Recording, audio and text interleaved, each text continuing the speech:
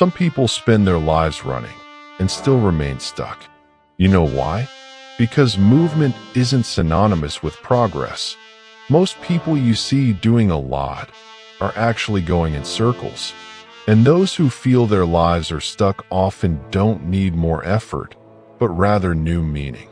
What blocks you isn't lack of willpower, it's excess mental noise, fear of making mistakes, and a constant urgency to get there, even without knowing where there is. Now take a deep breath and answer me something. When was the last time you felt you were truly living, not just existing? This video is a call to those who are tired of feeling like time is passing, but life isn't. Here, you'll hear truths that aren't spoken elsewhere. You'll discover why stopping might be the best starting point. You'll see yourself in real stories, unexpected analogies, and maybe even in a forgotten prophecy. But I'm warning you, what you'll hear here isn't cliché self-help. It's provocation. It's ground. It's naked truth. And if you let it, it might be the turning point that breaks this invisible cycle where you feel trapped, but no one around seems to notice. Ready to see what they never taught you about moving forward in life, even when everything seems stuck. Some people think making mistakes is synonymous with final failure when in reality, making mistakes is just the misplaced step on the ladder leading up. At this point in the video, the reflection is clear. Without persistence, no talent flourishes. The analogy with the 9 dots and 5 lines, for example, works as a visual metaphor for the idea of thinking outside the box. It's a direct provocation to limited thinking. Sometimes the right path goes exactly through breaking the pattern. And when examples of athletes who failed more than they succeeded come in, or inventors who failed hundreds of times before getting it right once, the message gains strength. We don't remember the falls, we remember the great hits. A baseball player can have over 2,000 errors and still be an idol for half a dozen historic hits. And whoever created the light bulb, for example, failed 1,000 times before lighting up the world. The lesson? Fail big. Dream even bigger. The aspiration there is evident. Those watching put themselves in the place of giants, of those who dared, of those who went beyond average. This generates immediate connection. After all, everyone has felt small, limited, incapable at some point. And suddenly this message emerges that error is not only natural, it's necessary. And it's in this state of openness, where the viewer is questioning their own fears, that the next block enters, with a story that everyone lives or has lived at some level. The story is simple, but powerful. Someone believes they're about to experience a perfect opportunity. Everything seems to align, but there's a detail, a flaw, something out of control, and there it is. The fall comes. In this case, failure at an audition because the person couldn't sing. The frustration hits hard because sometimes the problem isn't lack of effort, it's just a detail that escapes. But what comes next is what transforms everything. Instead of retreating, the person persists, tries again, starts over. 30 years later, destiny makes sure to close the cycle. The same person returns to the same stage where they had failed, but now as the protagonist. This scene is almost cinematic, but the real impact lies in identification. Who has never dreamed of returning to that place where they fell, to show they won? It's not about revenge, it's about redemption. And the viewer sees themselves there, imagining a reunion with the past, only now in a position of victory. This type of narrative moves because it shows that time doesn't erase the falls, but it can transform them into the final scene of overcoming. And the best part is that the story doesn't even need to be about stages or spotlights. It could be that course you dropped, that interview that went wrong, that relationship that ended. There's a stage waiting for your return. But before stepping onto it, you need to face something even stronger, the ghosts of what was never tried. Few metaphors are as visceral as this one. Imagine yourself at the end of life, surrounded not by friends or family, but by the versions of yourself that were never born. Ideas, projects, skills, everything you were afraid or too lazy to realize. They look at you with disappointment. We came to you, and you ignored us. This image affects anyone because it transforms procrastination into something almost spiritual. It's no longer just postponing a plan. It's burying parts of yourself.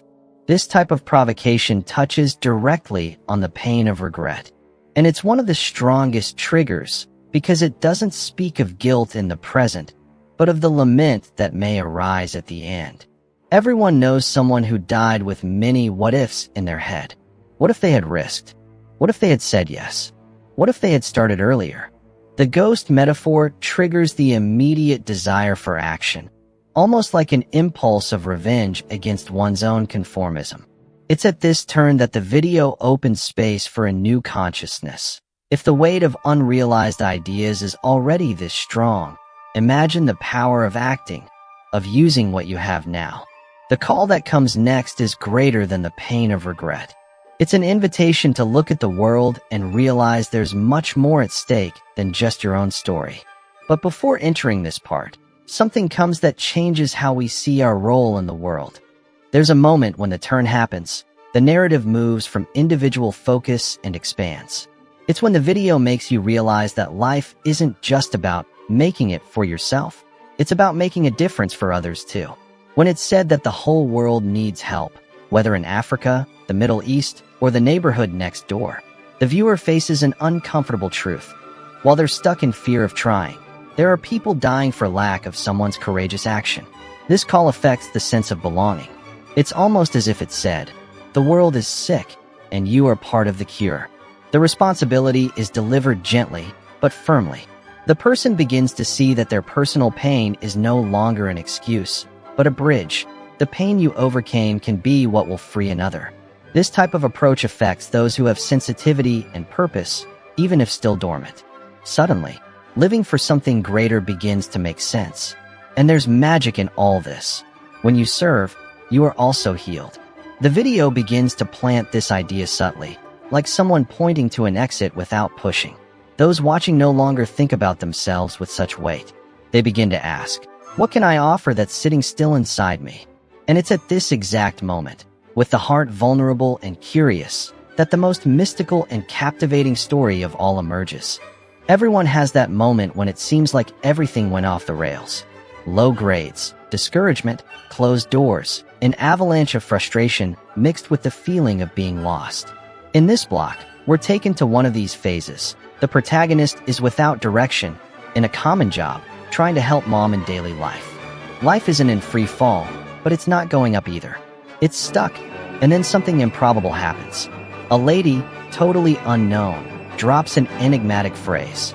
You will still speak to millions of people. Just that. A prophecy in the middle of routine. This scene isn't just mysterious. It works as a metaphor for everything that seems like chance, and after a while, we understand it was destiny calling, you know? The power of this image is absurd. Someone who's on the ground, discredited, hears that the world will still listen to them.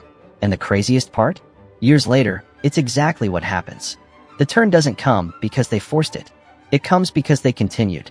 This story inspires because it's credible. It's magical enough to touch us, but real enough for us to believe it can happen to us too. And the most interesting thing here is that the turning point didn't come from a brilliant plan. It came from chaos, from losing direction.